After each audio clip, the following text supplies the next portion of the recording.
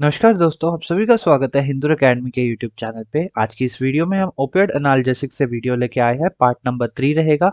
Part 1 में हमने general introduction about the opioid analgesics, about the type of receptors के बारे में, ओपियोइड रिसेप्टर्स के बारे में डिस्कशन करा था। सेकेंड वीडियो में हमने ओपियोइड एगोनिस्ट ड्रग जैसे नेचुरली अकरिंग जो कि रहेगी मॉर्फिन, कोडीन, कोडीन, साथ के साथ सेमी सिंथेटिक डेरिवेटिव जैसे हीरोइन, फोल्कोडीन, और साथ के साथ synthetic derivatives pethidine, meperidine, fentanyl, methadone, tramadol, इन सब के बारे में इन डिटेल डिस्कशन किया था with their uses, with their generalized properties. आज की इस वीडियो में हम प्योर फोकस रखेंगे एंटागोनिस्टिक ड्रग्स पे, ऐसी ड्रग्स जिनका ओपियोइड रिसेप्टर पे एंटागोनिस्टिक एक्शन रहेगा। तो ये वीडियो भी काफ़ी इंपॉर्टेंट रहने वाली है क्योंकि इस वीडियो में हम थोड़ा सा ओपियोइड पॉइजनिंग के बारे में, जो मेडिकेशंस है, जो उसकी हम ट्रीटमेंट है, उसके बारे में भी डिस्कशन करेंगे। तो चलिए वीडियो को स्टार्ट करते हैं। सबसे पहले अगर आपके पास ये जो तीन कैटेगरीज या तीन ड्रग्स दिख रही है, that are nalorphine, pentazocine and butorphanol, ये तीनों जो ड्रग्स है ये these are specifically called as the kappa analgesic drugs. ठीक है, इन ड्रग्स को हम कापा एनाल्जेसिक ड्रग्स बोलते हैं। ये जो आपके पास तीनों ड्रग्स है। अब कापा एनाल्जेसिक्स बोलने का क्या मतलब है? इनका जो एक्शन है वो एगोनिस्ट भी रहता है, एंटागोनिस्टिक भी रहता है, मिक्स्ड एक्शन देखने को मिलता है। तो चलिए एक एक करके सारी डिस्कशंस कर लेते हैं अबाउट दीज ड्रग्स। सबसे पहले हमारे पास ड्रग है नैलोरफिन। नैलोरफिन जो है वो सबसे फर्स्ट, अगर आपसे पूछा जाए which was the first opioid antagonistic drug, तो आप वहां पे सिंपल क्वेश्चन, सिंपल आंसर को क्लिक आउट करोगे, दैट इज योर नैलोरफिन। ठीक है, 1951 में इसकी डिस्कवरी हुई थी और इसे बोला जाता है एन एलाइल नॉरमॉर्फिन। इसे बोला जाता है एन एलाइल नॉरमॉर्फिन। तो ये एक इम्पॉर्टेंट पॉइंट है यहाँ पे अबाउट योर नैलोरफिन। नैलोरफिन के बारे में अगर और भी इंडिकेशंस देखें तो इसका जो एक्शन है वो बेसिक एक्शन क्या है, जो रिवर्स एक्शन देती है मॉर्फिन का, मॉर्फिन के एक्शन को रिवर्स करती है, रिवर्सेस मॉर्फिन एक्शन। तो ये कुछ इंपॉर्टेंट पॉइंट है रिलेटेड टू नैलोरफिन। लेकिन अगर हम बात करें, इसका क्लिनिकल यूज नहीं होता है बिकॉज इसमें साइकोमाइमेटिक इफेक्ट देखने को मिलते हैं, हायर हेपाटोटॉक्सिसिटी देखने को मिलते हैं, इसलिए नैलोरफिन का किसी भी तरीके से no clinical use, no clinical use. तो भाई आपने पढ़ाई क्यों है? तक पढ़ाई इसलिए क्योंकि this was the first antagonistic opioid antagonistic drug. Next category पे आते हैं। The next category is your pentazocine. Pentazocine जो आपकी, अगर आपसे पूछा सिर्फ फर्स्ट एगोनिस्ट एंटागोनिस्टिक ड्रग कौन सी है तो आप नैलोरफिन बोलोगे, लेकिन अगर आपसे पूछा है first agonist antagonistic drug, first agonist and antagonistic drug, तो वो रहेगी आपकी पेंटाजोसिन। ठीक है जी। पेंटाजोसिन की अगर हम बारे में बात करें तो इसका एक इंपॉर्टेंट प्रॉपर्टी है, it has a mu receptor पे वीक एंटागोनिस्टिक एक्टिविटी देती है।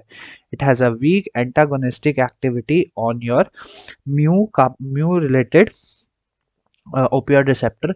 जबकि इसके पास जो हमारे पास कापा रिसेप्टर है, कौन से रिसेप्टर है? कापा रिसेप्टर, वहां पे एक स्ट्रॉन्ग एगोनिस्ट एक्शन देखने को मिलता है। कापा रिसेप्टर्स पर स्ट्रॉन्ग एगोनिस्ट एक्शन देखने को मिलता है, जिसके कारण जो बेसिकली कापा के दो सब टाइप्स है, कापा 1 एंड कापा 3। तो यहाँ पे कापा 1 पे इसको एक्शन इसका ज्यादातर देखने को मिलता है, इसलिए हम इसे स्पाइनल एनाल्जेसिया के केस में भी, स्पाइनल एनाल्जेसिया के केस में भी यूज कर सकते हैं। ठीक है, या फिर इसे स्पाइनल एनाल्जेसिक भी बोलते हैं।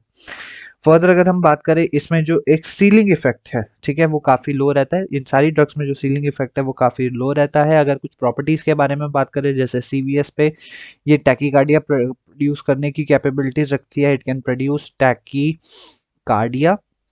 फर्दर अगर और लेकिन एक इंपॉर्टेंट पॉइंट है कि टैकीकार्डिया सिर्फ और सिर्फ हाई डोज पे ही प्रोड्यूस होगा।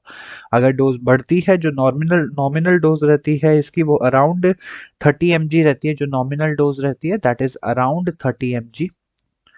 तो अगर उससे बढ़ जाती है, हाई डोज पे जाती है, तो टैकीकार्डिया की कंडीशन प्रोड्यूस हो सकती है। सब्जेक्टिव वॉमिटिंग, जो मॉर्फिन के एक्शन है जैसे नोजिया, वॉमिटिंग, ठीक है, morphine ADRs are low, morphine एडीआर्स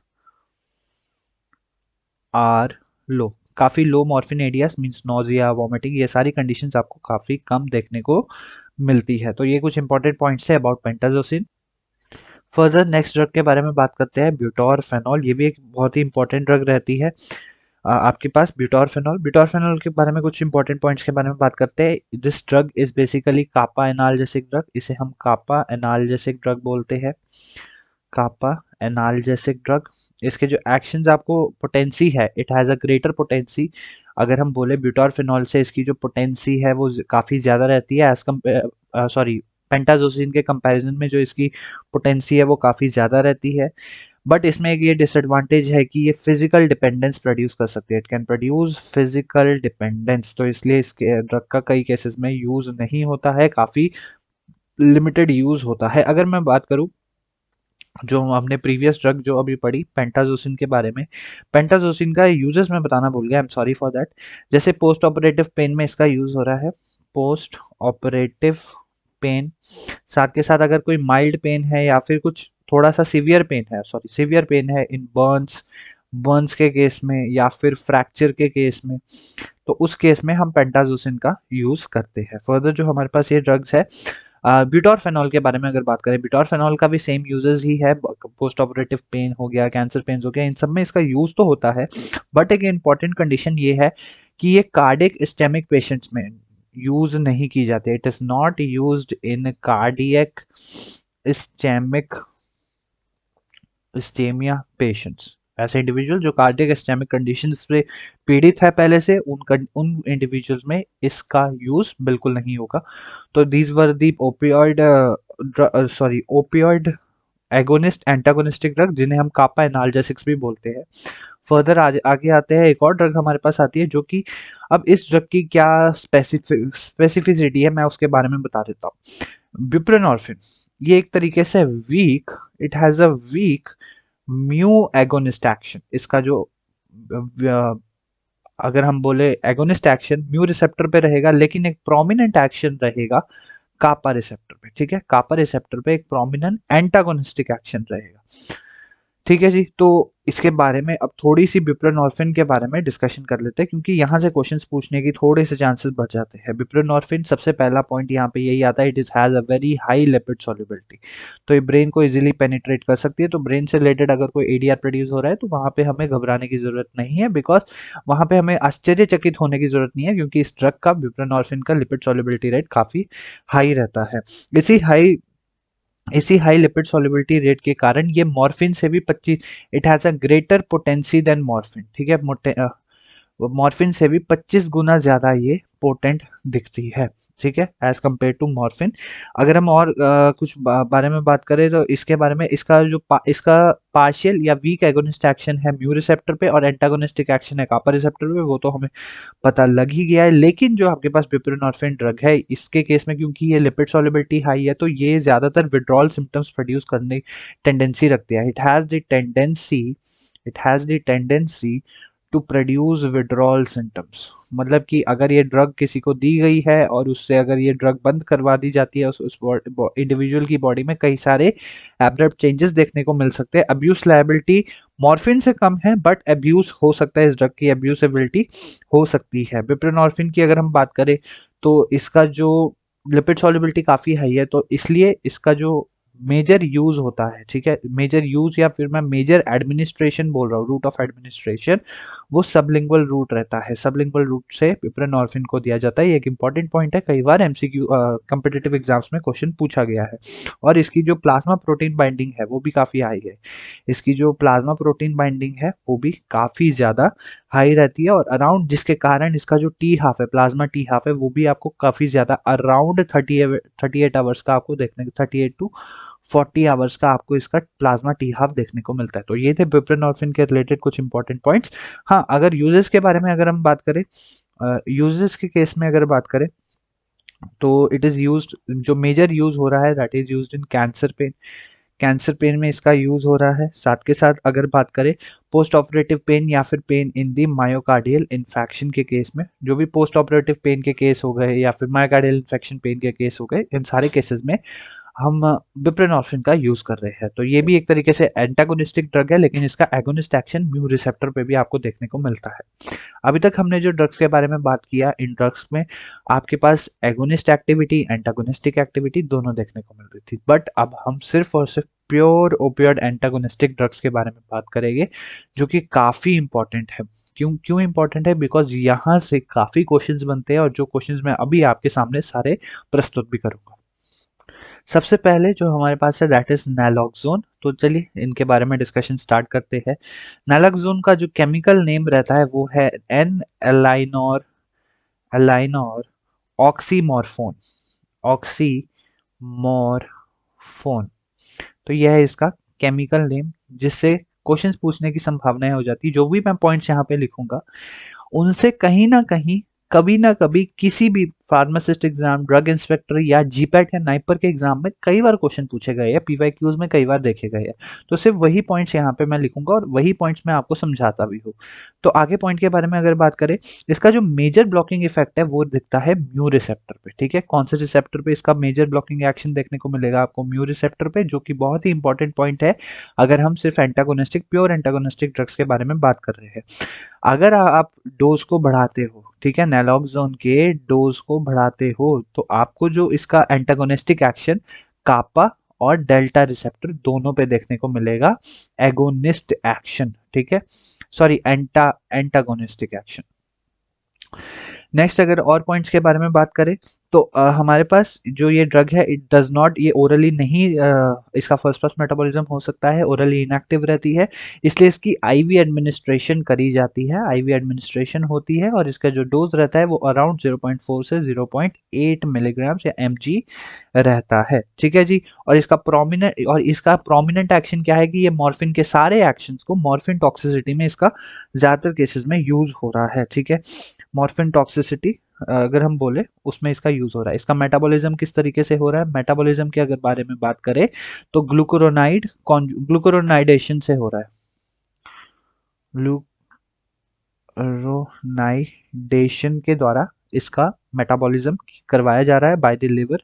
orally इसका जो फर्स्ट पास मेटाबॉलिज्म है हाई है, इसलिए इस ड्रग को हम वाया किसके द्वारा देते हैं? We give it via IV administration. अगर हम बात करें इसका मेजर जो यूज है it is used in morphine toxicity. इसको हम मॉर्फिन टॉक्सिसिटी में इसका यूज करते हैं, मॉर्फिन टॉक्सिसिटी को ट्रीट करने में, और साथ के साथ अल्कोहल ट्रीटमेंट में या फिर अल्कोहल टॉक्सिसिटी में भी हम इसका कई हद तक यूज करते हैं। अगर हम बात करें which of the following drugs is drug of choice for morphine toxicity, तो वहां पे आपका सिर्फ और सिर्फ एक आंसर रहेगा naloxone. Naloxone is the drug of choice for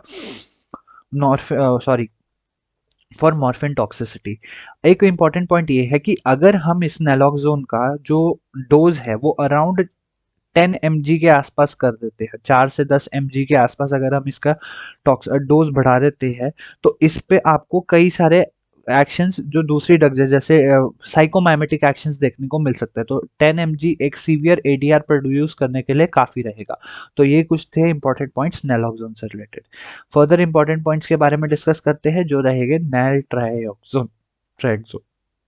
अब यहाँ पे अगर हम बात करें नैलट्रायोक्सोन का जो मेजर है, इसकी जो पोटेंसी है it has a greater potency than your naloxone. Potency रहेगी इसकी ज्यादा एज कंपेयर टू नैलट्रायोक्सोन। अब जो डिसएडवांटेजेस नैलोक्सोन में थे वो एडवांटेजेस यहाँ आ जाएंगे कि ये जो ड्रग है it will be orally active. ठीक है, इसकी मतलब हम oral administration, we can easily do its oral administration, और इसकी जो ड्यूरेशन ऑफ एक्शन है वो लॉन्ग रहेगा। लॉन्ग ड्यूरेशन के लिए इसका एक्शन आपको देखने को मिलता है। अराउंड 2 डेज के आसपास इसके एक्शन को आप फील आउट कर सकते हैं, इंडिविजुअल में, पेशेंट्स में फील आउट कर सकते हैं। फर्दर अगर हम बात करें तो इसका सबसे ज्यादा यूज हो रहा है ओपियोइड ब्लॉकेड थेरेपी में। It is mainly used in opioid blockade therapy. Opioid blockade therapy में इसका सबसे ज्यादा यूज हो रहा है। साथ के साथ एक एडवांटेज ये रहेगा कि अल्कोहल क्रेविंग्स को ये रिड्यूस करती है। कौन सी drug? Naltrexone. It reduces your alcohol cravings. अब देखिए यहाँ पे मैंने इस नैलोक्सोन में भी बोला कि अल्कोहल इंटॉक्सिफिकेशन में यूज हो रहा है, लेकिन सबसे ज्यादा जो यूज हो रहा है वो नैलट्रायोक्सोन का हो रहा है। अल्कोहल, इथाइल मिथाइल जो हमारा सीएनएस फार्माकोलॉजी का सबसे पहला टॉपिक था उसमें भी मैंने डिस्कशन किया था नैलट्रायोक्सोन के बारे में, आप जाके वो वीडियो भी चेकआउट कर सकते हो। फर्दर अगर हम बात करें, ये जो आपके पास ड्रग है it has hepatotoxicity, it is very hepatotoxic in nature. तो ये एक मेजर एरिया रहता है और जो इसका मेजर जो यूज़ रहता है वो ज़्यादातर केसेस में आपको देखने को मिलेगा in case of opioid blockade therapy and alcohol cravings को कम करने के लिए। लास्ट हमारे पास एक ड्रग है, हमारे पास एक ड्रग है नैल्मेफिन। नैल्मेफिन आपका सिमिलर एक्शन रहता है जैसे नैलोक्सोन और नैल्ट्रेक्सोन का रहता है, लेकिन एक एडवांटेज यहाँ पे ये रहता है कि यहाँ पे आपकी हेपेटोटॉक्सिसिटी काफ़ी कम हो जाती है। ठीक है, हेपेटोटॉक्सिसिटी काफ़ी यहाँ पे डिक्रीज आउट हो जाएगी। साथ के साथ अगर हम बात करें इसकी जो ओरल बायोबिलिटी है, क्या है इसकी ओरल बायो अवेलेबिलिटी, वो भी काफ़ी हाई रहती है as compare to naltrexone and your naloxone. एक और हमारे पास एक स्पेशलाइज्ड ड्रग रहती है जिसे हम इसी का एक पार्ट बोलते हैं नैल्ट्रेक्सोन का, जिसे हम बोलते हैं मिथाइल मिथाइल नैल्ट्रेक्सोन। नैल्ट्रेक्सोन ये भी एक आपकी सिमिलर ड्रग है नैल्ट्रेक्सोन के। ये जो डेरिवेटिव है ये ट्रिपल बी को क्रॉस नहीं करता है। ठीक है, ये जो आपके पास नैल्ट्रेक्सोन है ये बेसिकली ट्रिपल बी को क्रॉस कर सकता है, तो साइकोमाइमेटिक एक्टिविटीज या साइकोमोटर डिस्टर्बेंस देखने को मिल सकती है, लेकिन आपकी मिथाइल नैल्ट्रेक्सोन ट्रिपल बी को क्रॉस नहीं कर पाता है। ट्रिपल बी को क्रॉस नहीं कर पाता है तो जो इसके पेरिफेरल एक्शंस है वो काफी साइंस है। जो इसका पेरिफेरल एक्शन है, सॉरी, म्यू रिसेप्टर्स पे जो ब्लॉकिंग एक्टिविटी है वो काफ़ी अच्छे से रहती है और ज़्यादातर केसेस में कैंसर पेशेंट्स में यूज़ किया जाता है और क्रॉनिक ओपियाइड एनाल्जेसिक की केस में भी इसका यूज़ किया जाता है। या फिर मिथाडोन मेंटेनेंस थेरेपी, मिथाडोन भी हमने एक ड्रग देखी थी ना, प्रीवियसली हमने पढ़ी थी अबाउट मिथाडोन, कहीं तो पढ़ी थी। मतलब कि प्रीवियस जो लेक्चर था, देखिए ये मिथाडोन है तो इसमें ओपियोइड एडिक्ट्स में यूज़ की जाती है। अगर मिथाडोन से रिलेटेड कोई एडीआर प्रोड्यूस हो रहा है तो वहाँ पे हम मिथाइल नाइट्रोक्सोन का यूज़ कर सकते हैं। So finally we have completed all the opioid analgesic drugs. We have completed in detail, सारी 3 वीडियोस में हमने कंप्लीट करी है। कई बोलेंगे कि इसको तो आप एक वीडियो में भी कर सकते थे, because but everything should be clear, crisp and in detailed. तो इन डिटेल में किया है, rather देन कि 1 घंटे की वीडियो बना दो वो कोई देखेगा नहीं, तो 20-20 मिनट की वीडियो बना दो, कम से कम इंटरेस्ट के साथ देखोगे तो सही आप। तो पार्ट 1 ओपियोइड एनाल्जेसिक्स, ये सारी डिस्कशन हमने कर ली है about all the derivatives, all the receptors, all the endogenous peptides, all the drug classification जो अब पहले एगोनिस्ट की थी, नेचुरल, मॉर्फिन, कोडीन, साथ के साथ सिंथेटिक में थी। फिर then your semi synthetic pethidine, fentanyl, methadone, tramadol and your dextropropoxyphene. अब आज हमने करी ओपियोइड एंटागोनिस्टिक ड्रग्स के बारे में इन डिटेल, सारी डिस्कशन हमने कर ली है। So thank you so much for watching, till then keep learning and keep